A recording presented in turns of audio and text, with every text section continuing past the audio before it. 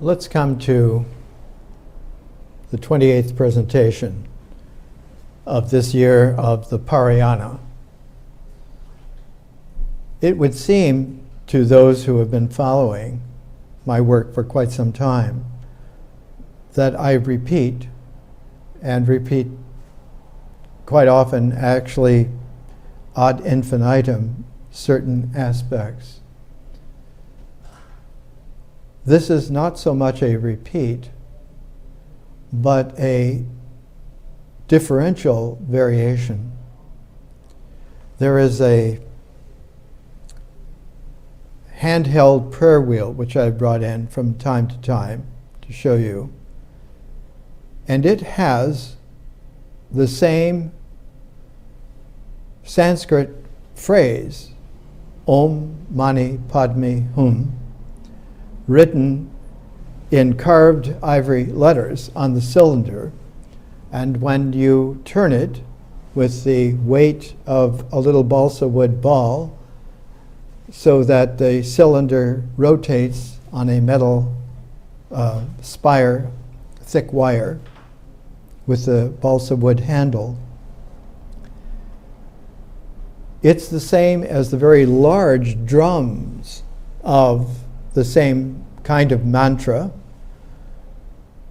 which occur in the dozens in long rows in great monastic hallways in Tibet.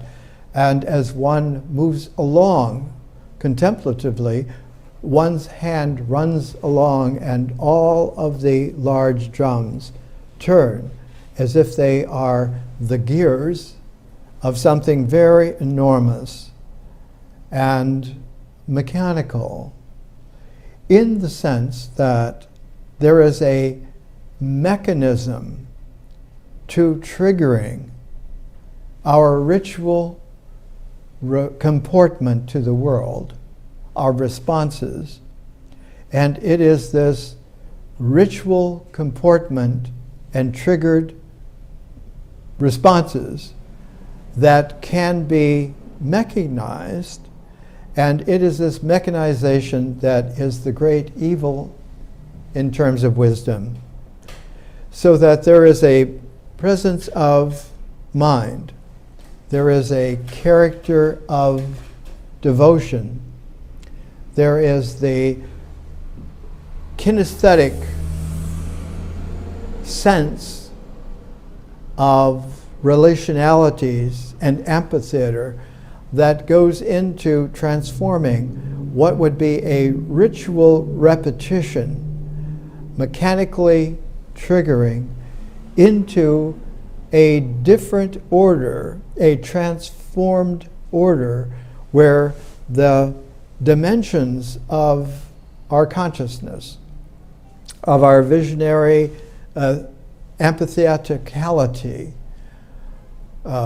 Once Wallace Stevens, in his theory of poetry, said that great artists are different from everyday people. Like Paul Klee lived in a universe so vast that straight lines were understood to fall.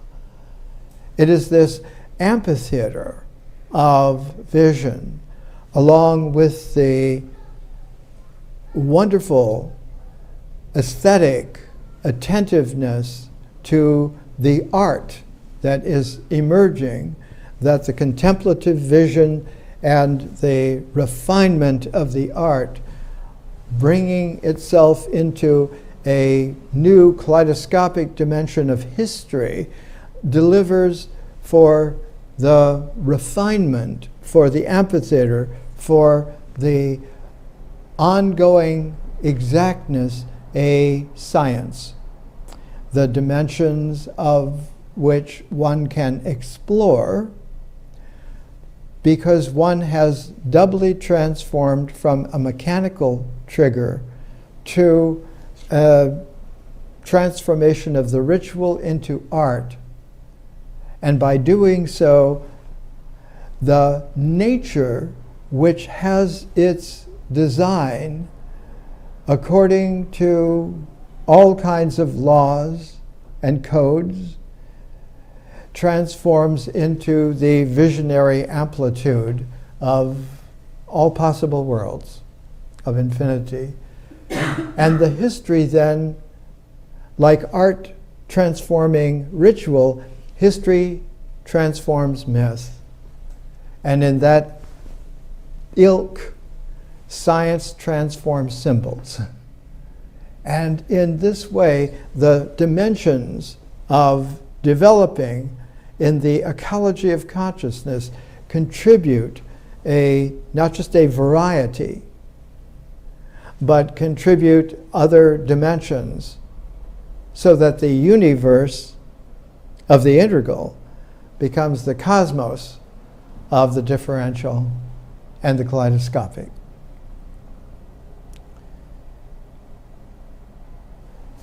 This volume that I showed last week on India, on the Ajanta caves, published for the UNESCO World Heritage Site series. In 1983, this first volume came out. I was lucky enough to get 3 of the original volumes as they came out at that time. And there are a number of them. And I included in our papers and so forth various illustrations that were taken by camera. And it is interesting because at this time, Ajanta, chosen as the first World Heritage published site, was beginning for the very first time to be known and understood that for the 200 years since its discovery, a British soldier was tiger hunting in 1819 in a part of India called the Deccan, the sort of desert that's to the north and to the farther west, the east rather, from Bombay. His guide brought him to a river, the Waghara River, which does a big curl.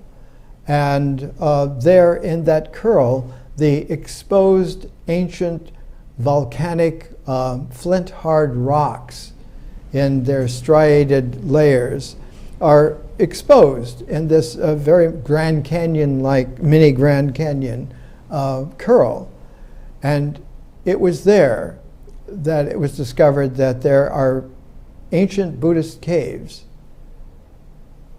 that had been forgotten for who knew how long. It turns out that they were forgotten, completely forgotten, for 1,400 years. In that time, the jungle, the bats, the little animals were the only denizens of life investigating this World Heritage Site. And it took almost 200 years for there to be an understanding of what had happened here. And finally, just this year, in the summer of 1914, just now, the 6th volume of a set that was begun to be published about 10 years ago, about 2005, 2006, by Brill Publishers in Leiden, Holland, with offices, of course, in various places in the world. And it is the work of Walter M. Svink. And this 6th volume comes out, and he's now 86 years old. Has spent his entire life trying to understand Ajanta in all of its complex detail, and to patiently, through teaching himself along with his various crews that have been with him for years upon years, sometimes decades upon decades, to pay attention to every little iota of a mechanical trigger difference from this or that or the other, from cave to cave, from aspect within caves to other aspects within caves, And volume 5 literally is called Cave by Cave. Volume 6 is called Beginning Histories that are now the defining features of Ajanta. It's interesting because not only is Ajanta for the first time illuminated completely in the summer of 2014, but the first rendering of the Rig Veda into another language other than Sanskrit completely, in this case into English, came out at the same time, the summer of 2014. So we live exactly now in a moment that is incredibly fruitful. It is the attentiveness to the mechanical, triggering, ritual aspects that can be clues, if seen and understood in terms of the larger structure. Sherlock Holmes used to call it the game's afoot. And every detail of every aspect of everything and everyone is of great interest. Not of interest because of what it triggers in terms of a response mechanically, but because it stands out in that if one is completely open and one's attentiveness is not limited to causality, to the kinds of responses that mechanisms will evoke, to the kinds of responses that triggers will begin, that one notices these as glitches within the ambience of the limitless whole. It appears as if they are like meteors in the cosmos, in the night sky, just flicking across, and that somehow these are fragments that have entered into one's scene from this living perspective. And what is not triggered is a colossal ambience of consciousness that this is a clue for what has occurred that is not a part of this cosmos. Yes, that it is just so, as Plato used to say, there are just so stories. There are stories that one can then begin to understand that they have a characteristic mythos in that they have a beginning, a middle, and an end. And that this story will play out in this way with all kinds of variations, no doubt, but nevertheless, it will have a mythos. But that mythos can only be understood initially by its symbol integral. But if the symbol integrals are impaired, which is a source of trouble and of evil, then one detects on the rebound a pseudo understanding of the triggers and the mechanism, and one seeks to control the triggers, control the mechanism. And so you get a kind of understanding that says the universe is rudderless, or the cosmos is corrupt, a thoroughly Gnostic understanding and viewpoint. The Creator God is flawed, and there is a second creator and who knows how many other creators, and each of them are susceptible to flaws, and so if one is going to control, like the current thrust of a world order based upon refined neuroscience, cognition, and supercomputers and implants, one can then plan out to control everyone and everything at all times, forever, on all times.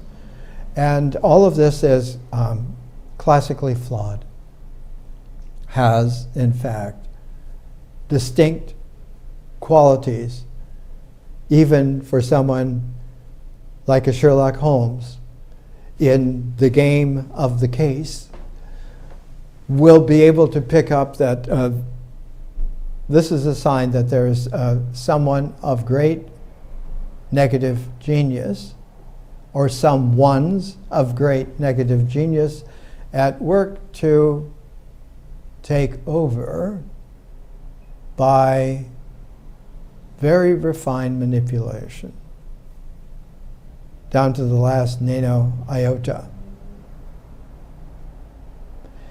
It is to this kind of a storm of challenge that some place like Ajanta had two hiatuses out of obscurity.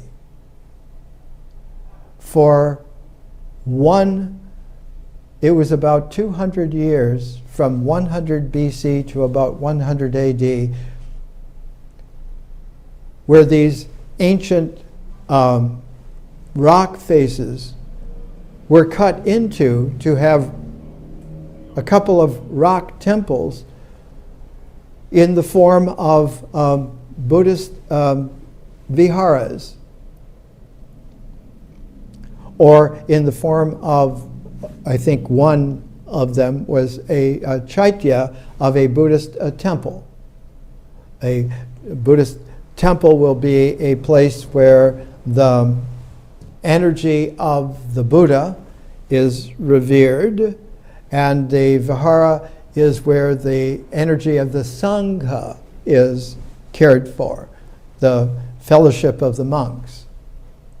And in their viharas, they will live and they will keep their rituals and bring them into the chaitya, or the temple, and there they will retune themselves constantly with the presence of the Dharma, because it is the context of the Dharma that keeps the Sangha organized so that the Buddha is the center, and they then will be able to be resonances of the Buddha in the field of the Dharma, and that he will have this, what turns out to be a triple body. He will have a Dharmakaya, a Dharma body. He will have a Sambhogya body, in which the practice of things is the body that is there. It will have a Nirmanakaya, where it is the deep understanding of the meaning and significance of this, that in these three bodies, reflecting then three different kinds of baskets of teaching. They're in Sanskrit called pitakas, and there are three pitakas, and so the ensemble is called the Tripitaka, the three baskets, where these large sutras are for thus and so, these middle length sutras are for thus and so, and all of the other smaller many sutras are for the others. And in this way, one has the training of the Sangha, the remembrance of the Buddha, and the appreciation of the Dharma. from 100 BC to 100 AD, Ajanta had about 4 or 5 caves. It had one chaitya and about 4 viharas that were put into this, and then the site was abandoned for several hundred years. The reason for this is that the old Theravada, the way of the elders, the Sangha, the Buddha, the Sangha, the Dharma, underwent a colossal transformation. The Buddha had been a transform of the Veda, of Vedic India, through the interface accumulation of the Upanishads into the blossoming of the historical Buddha. A fermentation of the Veda by the Upanishad, and then the transform into the differential consciousness of the Buddha. But a second transform happened in India about 100 AD. And that transform distilled the previous transform so that it was no longer the Buddha that was the visionary amplitude, but it became the Bodhisattva. And that the Dharma became distilled so that it was no longer, quote, just the Dharma, but became the high Dharma. And the word for that is that this very great way, the Mahayana, is the great way of the Bodhisattvas.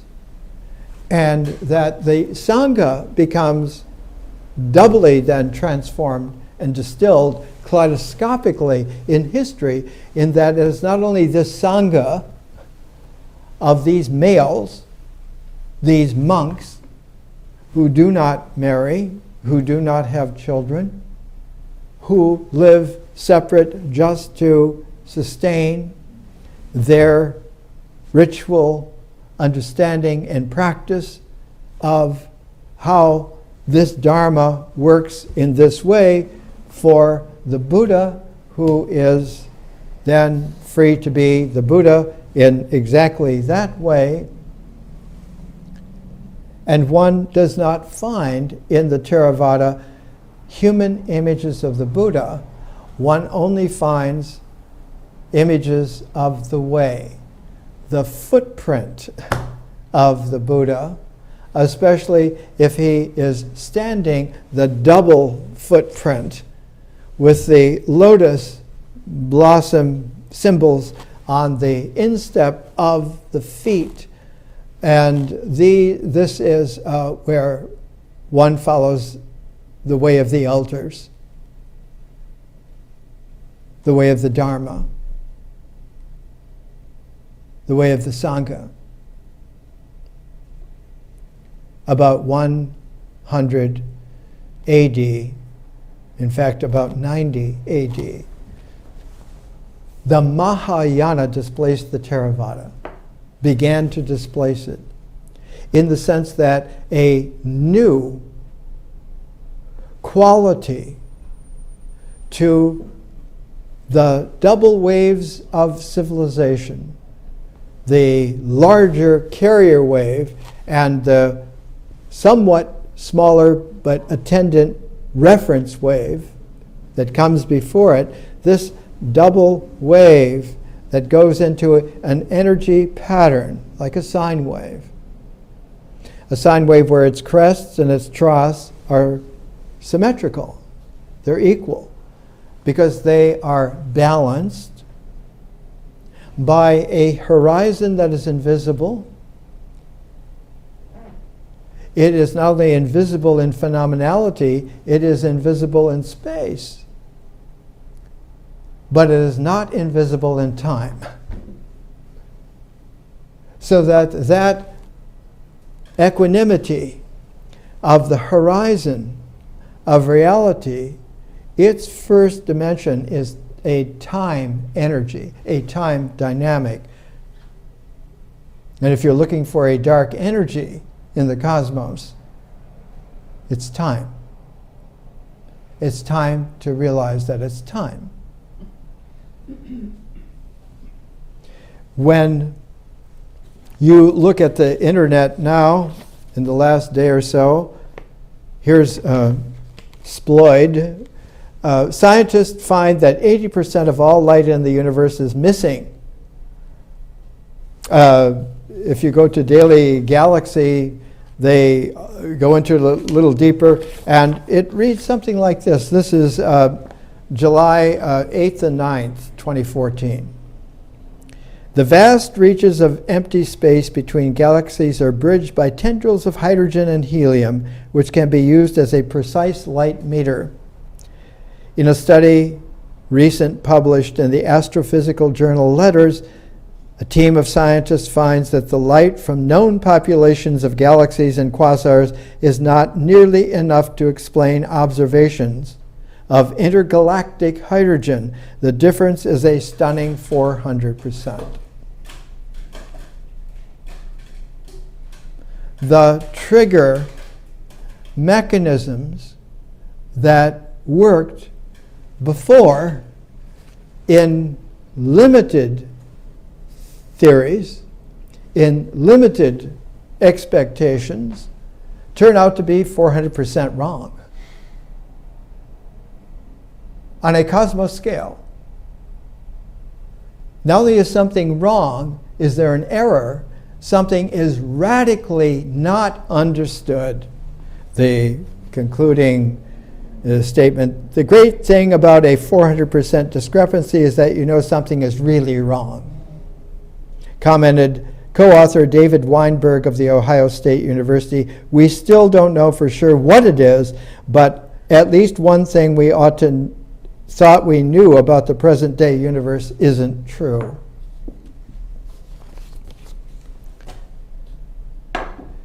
It turns out that almost everything isn't true.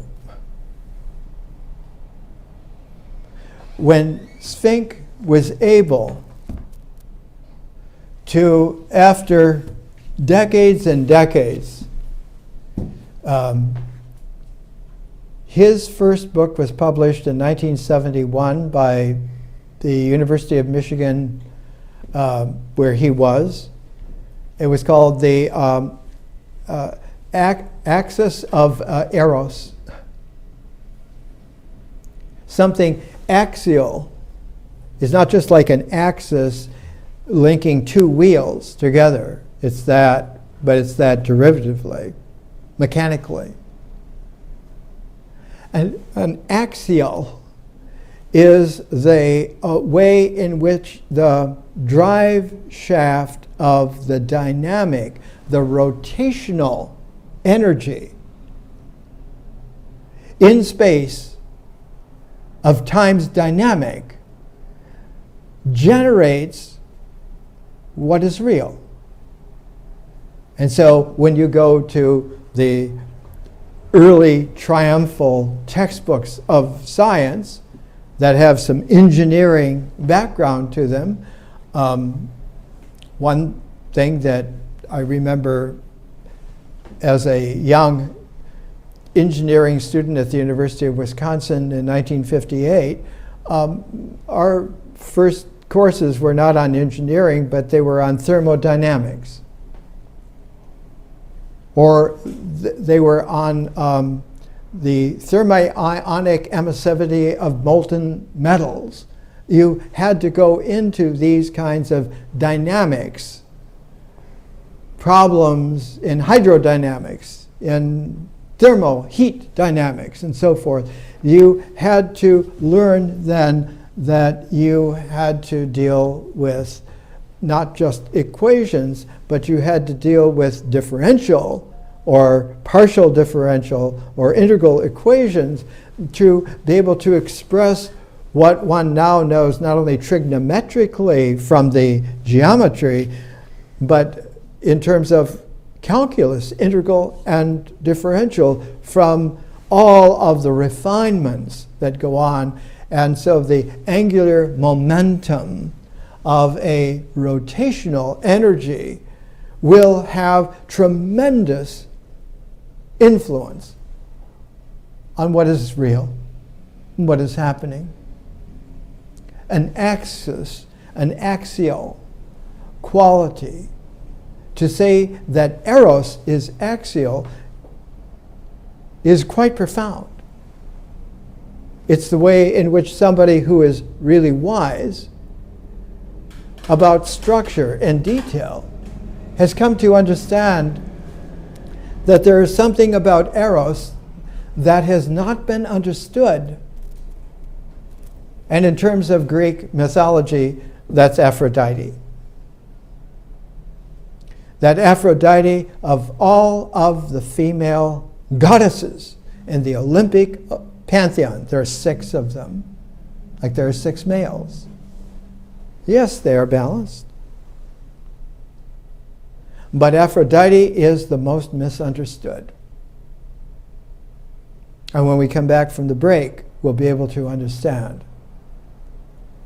towards the end of today's presentation, that we are beginning to get into cosmic waters, which have angular momenta of clusters of galaxies, sometimes billions of clusters of galaxies and clusters. And that we are living in a vastness that beggars the previous imagination.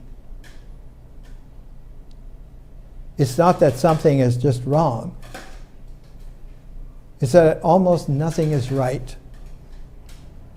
Let's take a break.